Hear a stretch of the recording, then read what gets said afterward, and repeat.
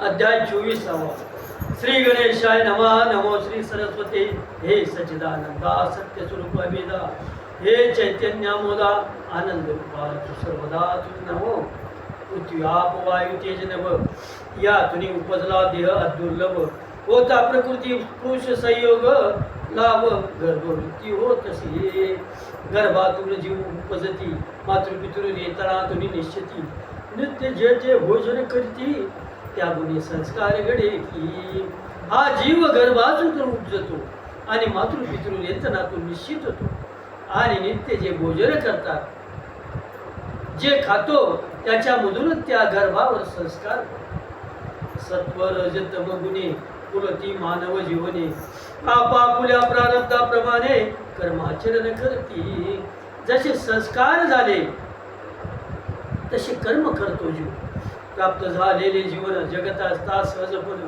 ज्या घटना येती घडून संचित्या मनीषे. संचितातून प्रारब्ध कर्म आणि क्रिया मानाशी. जीव वर्तती जीवनाशी सहज भावे कुणी की. कुणी जगती महाली कुणी भाडे करू करू वर्तिती. पुन्हा झोपडीच लाभली पुन्हा निवाराच नसे की. प्रारब्ध असं असतं. कुणी महालात राहतं, कुणी भाड्याला राहतं, कुणाची झोपडी असते आणि कुणाला काहीच नसतं. जे काही झाले उपलब्ध त्यातची भोगावे प्रारब्ध. श्री हरी कृपे व्हावे समृद्ध कालमान योगी की. जे असेल त्याच्यात समाधान मानव आणि आपलं प्रारब्ध आहे असं म्हणून भगवंताचे फक्त भजन करावं, नाव घ्यावं. रंकाची असती राव देख रावाची होती रंक. हे सगळे प्रारब्धची लेख हरिकृपे पालटती. राजाचा रंक होतो, रंकाचा राजा होतो. हा सगळा प्रारब्धाचा लेखा असतो आणि तो हरिकृपेच्या याच्याने पालटतो. म्हणून एक श्री हरी स्थिर सत्ता बाकी सर्वथी अस्थिर नेत का. उठा फिरता सखळी का तुम्ही की. माया असे अस्थिर ब्रह्म केवळ स्थिर. त्याकरिता साचार जीवन वेचावो की. मग ही माया स्थिर आहे आणि ब्रह्म स्थिर आहे. ते त्याकरिता जीवन हे कसं जगलं पाहिजे. ऐसे किती का आलेले गेले त्याचे अवशेष नाही राहिले. मग तुम्ही का गाढव झाले ओझे मायेचे वाईता. असे किती आले किती गेले काहीच राहिलं नाही. मग तुम्ही गाढवासारखे का वागता. हे मायेचं ओझ का वागता. तुम्ही पखालीचे रेडे मायाधीन आ वेडे. कुणी समर्थ कुणी बापुडे मडे होऊन पडाल की. हा संसार म्हणजे पखालीच्या रेड्यासारखे आणि या मायाधीन होऊन तुम्ही वेडे का हो. कार्यालयीन तुमची खुर्ची नसे पा कायमची. चिठ्ठी येता यमाघरची खुर्चीवाला स्मशानी जळे की. जर आपल्या कार्यालयात तुमची खुर्ची आहे ती काय कायमची आहे का. यमाघरची चिठ्ठी आली ती खुर्ची सहित स्मशानात जळून जातो. जे जे अंतिम वेळी जळते त्याच्या उत्कर्षा जीव धडपडते. जीव निवृत्ती का न घेते हे सर्व जाणोनी.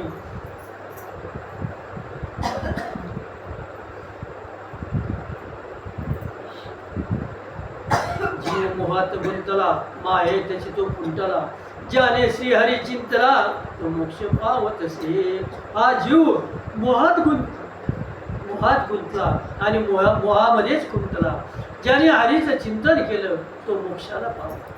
प्राप्त होता मानवी जीवन प्रामुख्याने मोक्ष साधन. नंतर मायेचे पावणे पण घ्यावे स्वल्प काळ.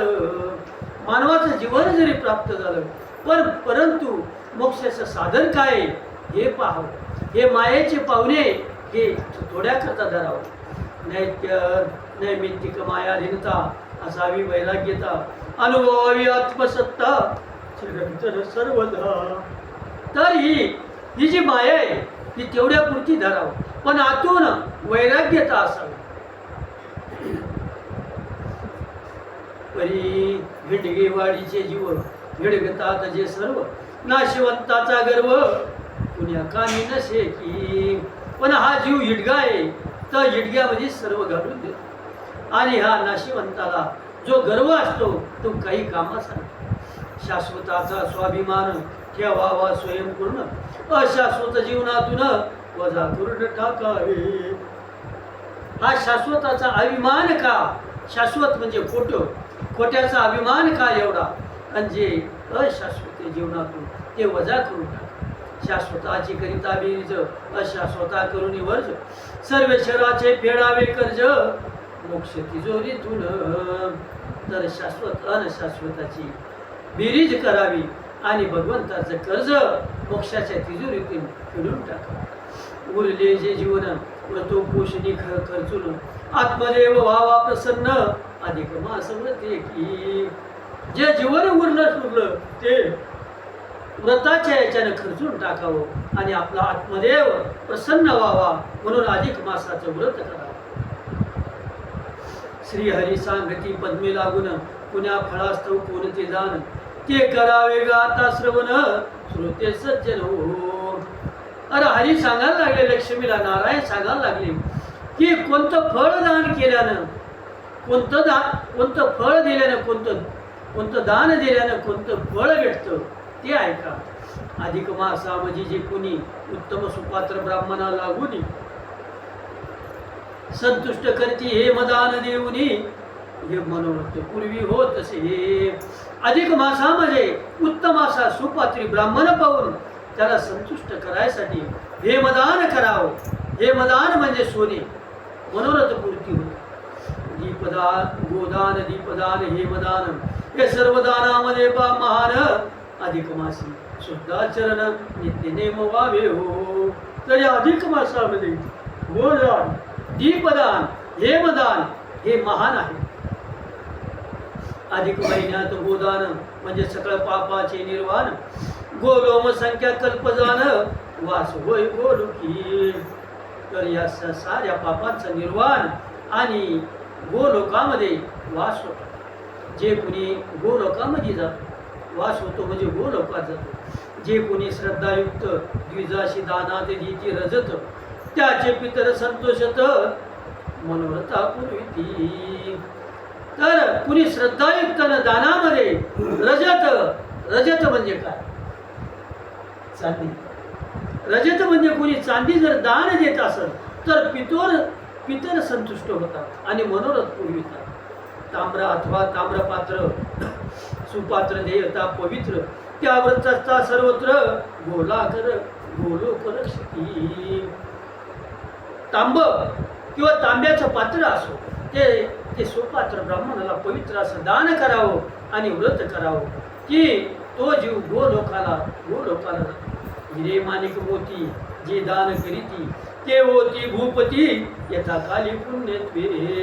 जे हिरे माणिक मोती दान करतात ते भूपती होतात. भूपती म्हणजे राजा. पुण्याच्या प्रभावाने दान कंबलाचे करिता, पापन संचितीचे नाशता, वस्त्रदानामध्ये तत्वता, चंद्रलोक प्राप्ती होय की. कंबळाचं जर दान केलं, पांघराचं कंबळ, तर संचित पापाचं संचित नासून जातं आणि वस्त्रदानामुळे चंद्रलोक प्राप्ती होते. लोकरीचे वस्त्रदान करिता भीती संपते सहजता, ज्याचे काळे ते उपकारत वस्त्र देता, स्वर्गादी देवता होती. तर लोकरीचे वस्त्र जर दान केलं तर स्वर्गादी लोकाची प्राप्ती होते. धान्यदान, अन्नदान, श्राद्धिक कर्मे महान, करावेत प्रकर्षान अधिक मासामध्ये की. धान्यदान, अन्नदान आणि श्राद्धिक कर्म हे महान करावं म्हणजे मोठं करावं. एकच पितर झाला सांगितलं संपलं, तसं नाही. पूर्वी खूप मावसा सांग, मावशी सांग, आत्या सांग, पितराला खूप लोक जमायचे. पितराला खडकीला असं गाव आहे का, पितर जर राहिले तर नावे लावून आमंत्रण द्यायचं, आमरस राहिला तर नावे लावून आमंत्रण द्यायचं. नातेवाईक सगळे असे म्हणजे इतकं पहिले अगोदर ये होत.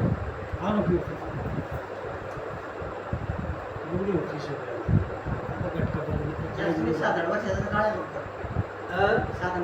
आहे फक्त. 10 वर्षात सर बदललो. 10 वर्षात बदललो. जोडी झाली भाऊ. आता काय तू मी आपले पोरं एक पित्त सांगितलं तेवढा. आता पितरी बी नाही करत मला पितरी यायला आवडते बनवते नाही गायला का आवडते आपण कुठं राहतोय पिक्चर कुठं मला गायला येते तला म्हणून पहिले कायमचा पित्तर राहायचा सोयऱ्या सोयऱ्या राहायचा राहायला. एकमेकाला सांगायची. साधी पांभर पूजा ठरलं तर पांभर पूजाला कडची डाळ अमुक ढमुक शेजारी पाजारी पुरण टाकायची. पुरण टाकायची. भावला ती पांबची दही भाताची पूजा दैवाची पूजा करा तिथं पूजा करायला घेऊन जा. ऐका अन्नार्थी अशी अन्नदान कृषित जला कृषित जना जलदान त्यामुळे लागते अक्षय पुण्य यात संशय नसे की. जो भुकेला आहे त्याला अन्नदान करावं, ताणलेला आहे त्याला जलदान करावं, त्यामुळे अक्षय पुण्य म्हणजे पुण्य हे टिकून राहतं यात संशय नसे. जे जे श्रद्धापूर्वक ब्राह्मणाप्रत उपान देती दानात त्या यमयोनीतुनी त्वरित मुक्त होती होत की. घृत किंवा घृतपात्र दान देई अक्षय सूर्यलोक पूर्ण विष्णू लोकी सहस्रवर्तमान सुखे नांदती. घृतपात्र तुपाचं पात्र तुपासहित दान केलं तर सूर्यलोक प्राप्त होतो. तिलपात्राचे दान देता रुद्रलोक लाभे तत्वता. शेंदुराचे दान करिता माऊली प्रसन्न होई की. तिळासहित पात्राचं दान केलं तर रुद्रलोक प्राप्त होतो आणि शेंदुराचं दान केलं तर माऊली प्रसन्न म्हणजे देवी प्रसन्न. वर्ष एक पूर्ती स्तव धान्य वर्षभराचे वस्त्रधन्य आश्रयाशी निवासस्थळ अनन्य भक्ताला गुण द्यावे की. जे सेवादारी भक्त ज्याचे जीवन विरक्त त्याचे आश्रमयुक्त निवासस्थान द्यावे की. ज्याला घर नाही दार नाही आणि खरोखर व्हावे की त्याला आश्रयच नाही अशा माणसाला आश्रय द्यावा. त्याशी भूमिदान देऊनी तेथे आश्रम उभारुनी त्या सकल पुण्याने असाध्य पीडा संपतसे.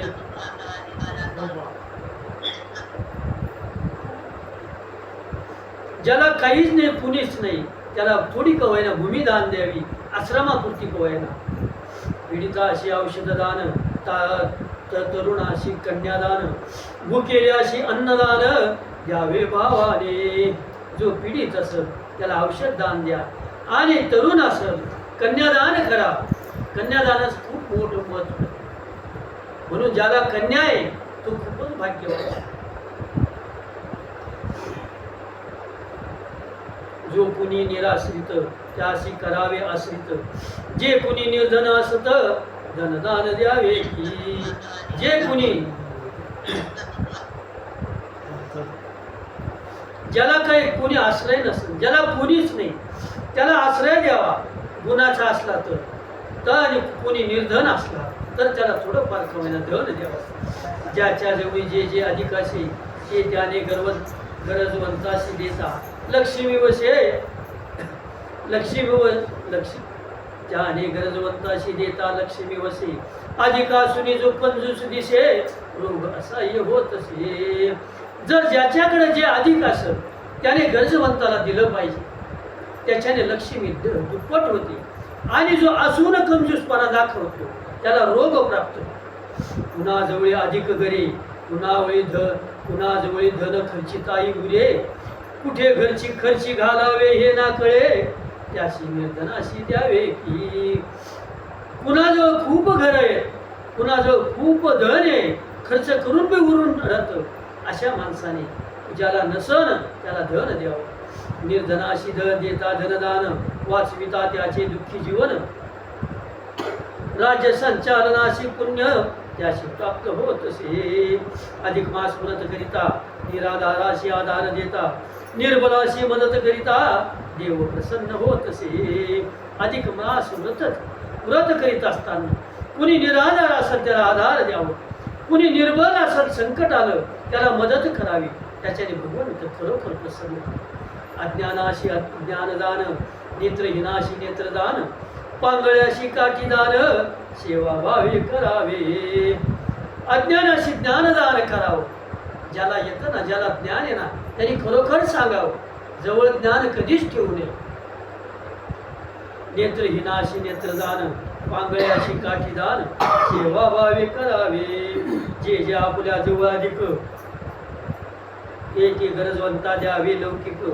त्याने पावत वैकुंठ नायक श्रोते सज्जन हो. जे आपल्या जवळ पुरून पुरलंय ते गरजवंताला द्यावं थोडंफार का होईना. त्याच्याने विष्णू भगवंत सहाय्य होतो. श्रीहरी म्हणती पद्मा नाडल्याशी करावी क्षमा.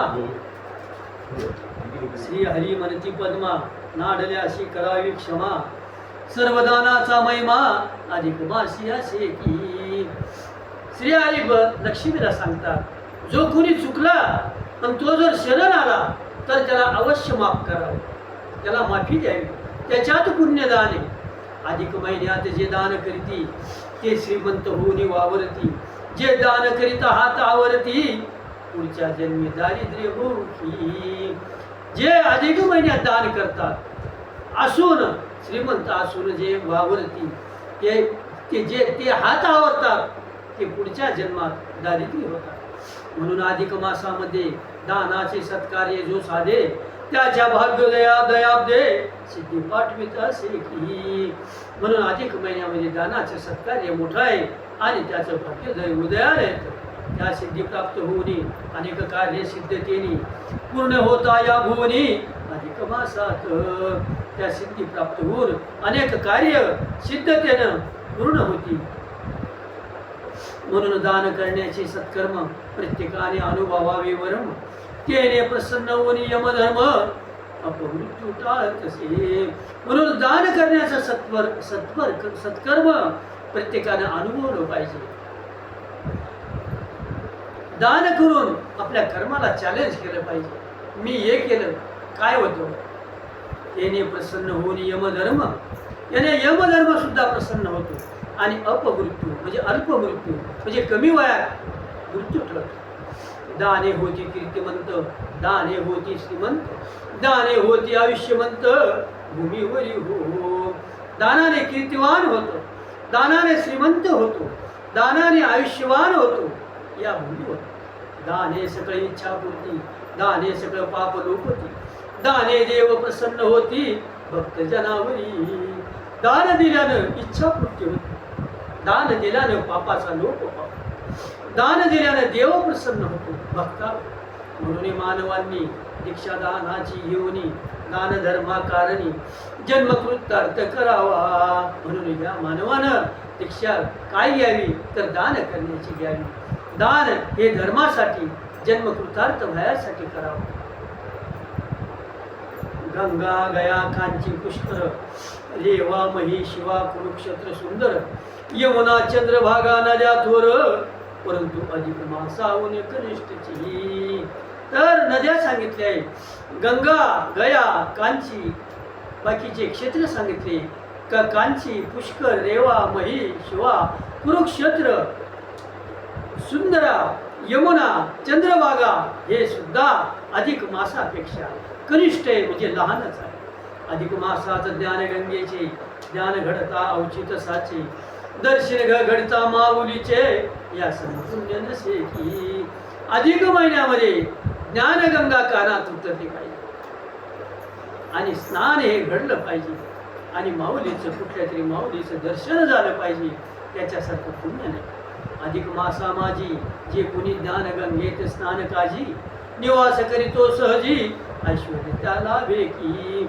ज्या ज्ञानगंगेत जो स्नान करतो म्हणजे आता ही ज्ञानगंगा आहे जो या ज्ञानगंगेत जो नातो स्नान करतो त्याला पुढील जन्मी ऐश्वर्य लाभतं. ऐकावं कुठेही पोथी असली ऐकायला जावं ऐकावं. कमीत कमी आपल्या ज्ञानामध्ये भर पडते, आपल्या बुद्धीमध्ये थोडासा का होईना बदल पडतो. अवघ्याच्या माऊलीस जो शेंदूर चढवितो त्यास सुख शांती येऊन उल्हास ऐश्वर्य लाभत असे.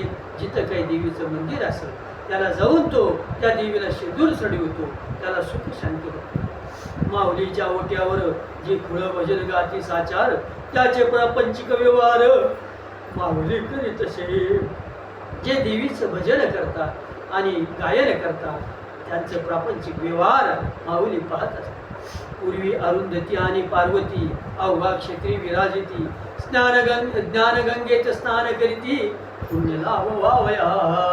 तर पूर्वी अरुंधती आणि पार्वती. अरुंधती कोण? कुणाची पत्नी?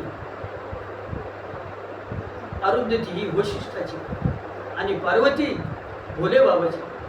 त्या सुद्धा पोथी ऐकायच्या, गोष्टी ऐकायच्या. नाही करमलं की देवा आता जशी लक्ष्मी नारायणाला विचारते, देवा ते असं असं कसं, लगेच देव तिला कहाणी सांगतो, कशाने काय होतं ते सांगतो. अशा रूपानं कवायना पुण्य घडतं. म्हणून अरुंधती आणि पार्वती या ज्ञानगंगेत पूर्वी सामील व्हायच्या. तेव्हा वदली मैनानंदिनी माझी माता मैना हसुनी मज गेली जे बोलुनी ते श्रवण करावो. मग या आदिशक्ती म्हणजे पार्वती या सुद्धा ज्ञानगंगेत सामील व्हायच्या. मग ती मैनानंदिनी म्हणजे कोण? पार्वती व मैनानंदिनी हिमालय पर्वताची पत्नी मैना आणि तिची पोरगी पार्वती. मुलगा मैनाक पर्वत हे हिमालयाचं कुटुंब. तर ती तेव्हा वदली मैनानंदिनी माझी माता मैना हसुनी मज गेली बोलुनी ते श्रवण करावो. पार्वती म्हणे, माझी आई मला हसून काय म्हणाली ते आता ऐका. तू असून प्रसिद्ध करून माझी कोणा नसे ग ओळखन,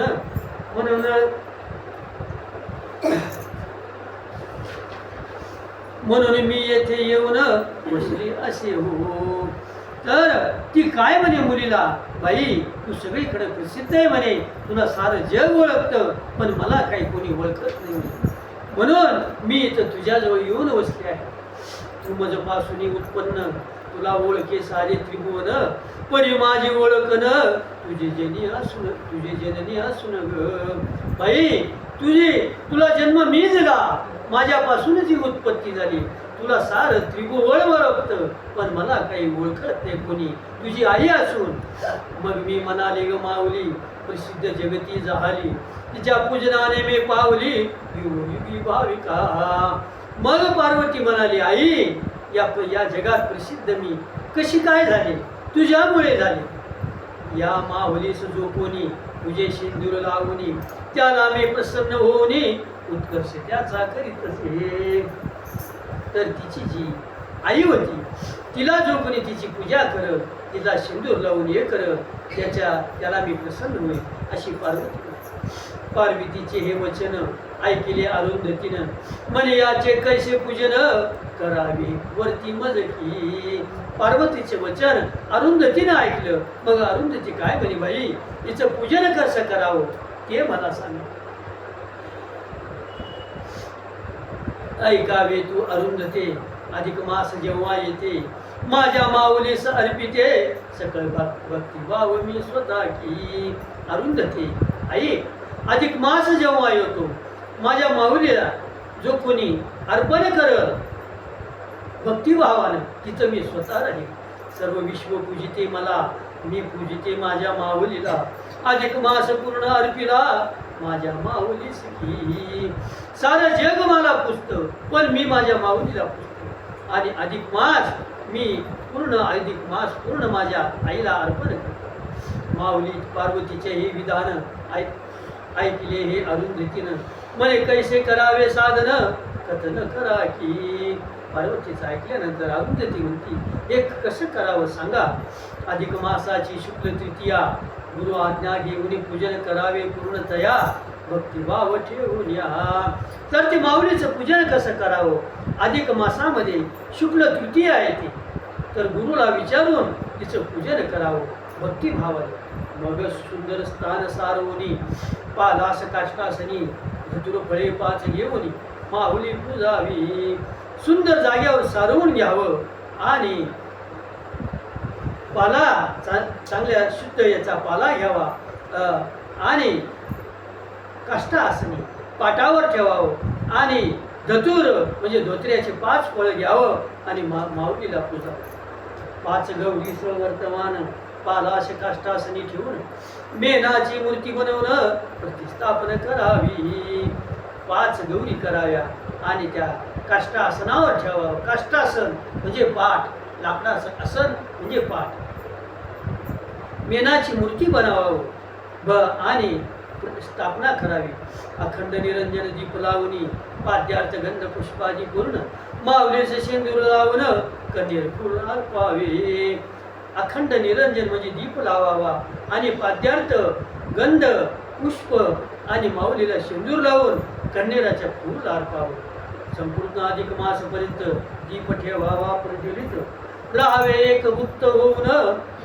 असे की अधिक मासामध्ये दिवा प्रज्वलित ठेवावा आणि एक गुप्त राहावं म्हणजे एक वेळ जेवण करावं. मास होता समाप्त करावे उद्यापन. सांप्रत भेटी पूजनार्थ जन्मनाथ गुळ चपात्या गुळयुक्त प्रसाद वाटावा. महिना समाप्त झाल्यानंतर उद्यापन करावं आणि कन्यापूजन करावं आणि गुळ आणि चपात्या तूप टाकून प्रसाद वाटावा. श्री अधिक मास महात्म्य ग्रंथ ब्रह्मारदी पद्मकथारस दास फुले कथितो जन हितार्थ चतुर्विंशाध्याय. श्रीराम